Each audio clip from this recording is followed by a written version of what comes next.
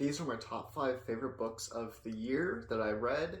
I had previously done a list of all 11 books I gave 5 stars to, but this is a little bit different. I'm narrowing it all down to my top 5 favorite books of the year. I read about 26 books. I might, by the end of the year, get to about 27, but these are the ones that are my all-time favorites that I read in 2024. First up, we have Mayfly by C.J. Leede. Follows Maeve, who is one of the actresses, who plays the different characters at Disneyland. So she's one of the princesses. But she, on her off time, is a serial killer. And it's more of a character-driven novel. It's very reminiscent of American Psycho. The book even refers to American Psycho, both on the back of the book and in the story. There's a slight little thing that is a nod to American Psycho, the novel, not the movie. But this, I think what makes this work is that Maeve is actually a surprisingly sympathetic character you actually care for, or at least I did. And there was some heartbreaking stuff, despite her being a truly evil character. But they did a surprising job of making her really sympathetic. The other supporting cast are really great, and this is a super unhinged, wild ride that, man, the last 70 pages, you hear all these different things. It's so crazy, it's so brutal, blah, blah, blah. And the last 70 pages are really oh, yeah, people were right on that. And yeah, Mayfly, absolutely love this.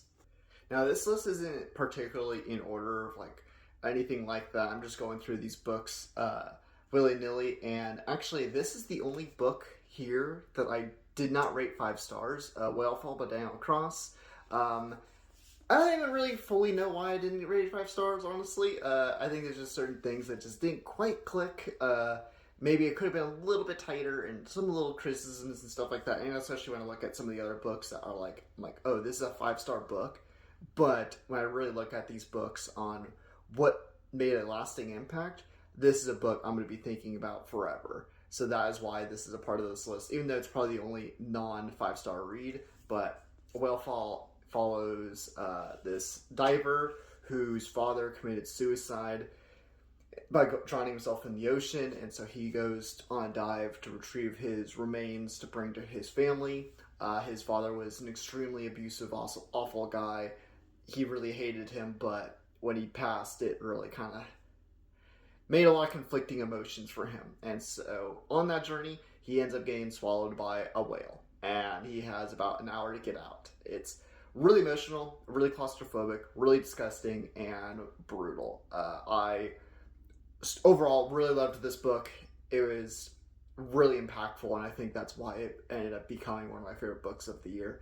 Even though I had some little criticisms here and there, and it just didn't quite hit. Sometimes there's not necessarily anything wrong with the book, it just doesn't quite hit the level of 5 stars, but still, phenomenal read. The Bad Ones by Melissa Albert. This is a YA, sort of paranormal, supernatural horror novel. This is such a surprise because I just kind of picked it up after talking to Melissa Albert when I met her at the Los Angeles Times Festival of Books when I attended to promote my book. And I was like, cool, the book cover is super cool, and she kind of had an interesting premise that she was telling me about, so yeah. But basically this girl, her best friend, her estranged best friend, and a bunch of other people in the town all disappear within an hour of each other, and so it's this weird, this can't possibly have happened, but it's happened type of mystery. And so she goes down a rabbit hole to try and find her best friend.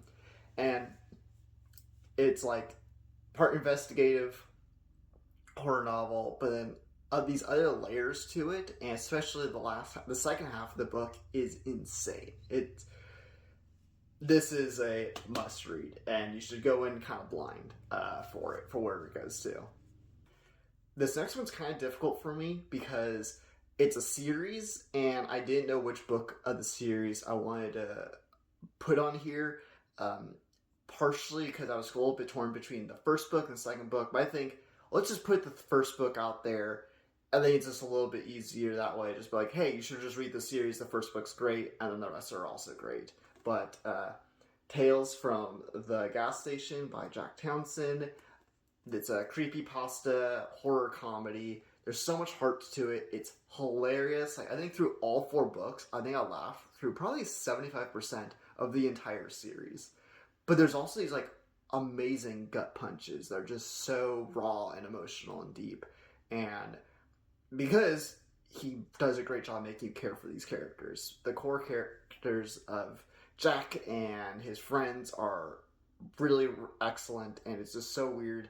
I don't even know how to describe what the book is about, what the series is about, without giving anything away. It's just he works at a gas station. There's a lot of weird stuff that happens, and he gets wrapped up in a high stakes, epic journey. Let's just say that it's just read it. Just check the series out. Read all 4 books. It's so worth it.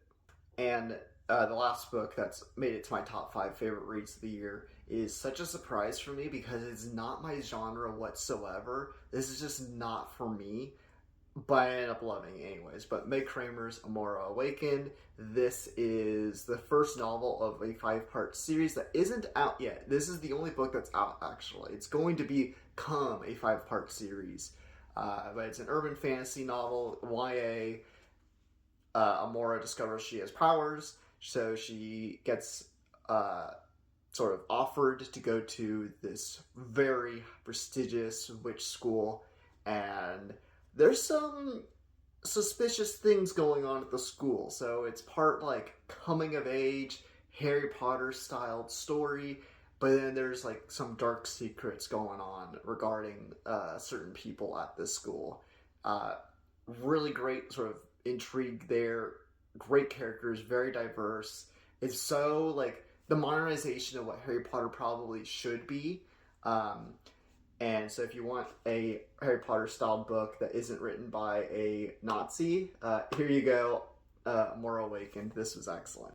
Those were my top 5 favorite books of the year. Tell me some of your favorite books.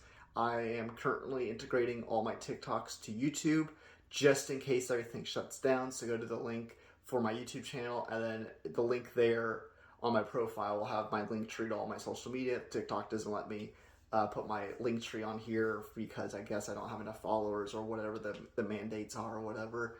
And then just like, comment, follow, all that stuff for the algorithm, support me. And also you can check out my urban fantasy novel, The Huntress and the Trickster, which is available now.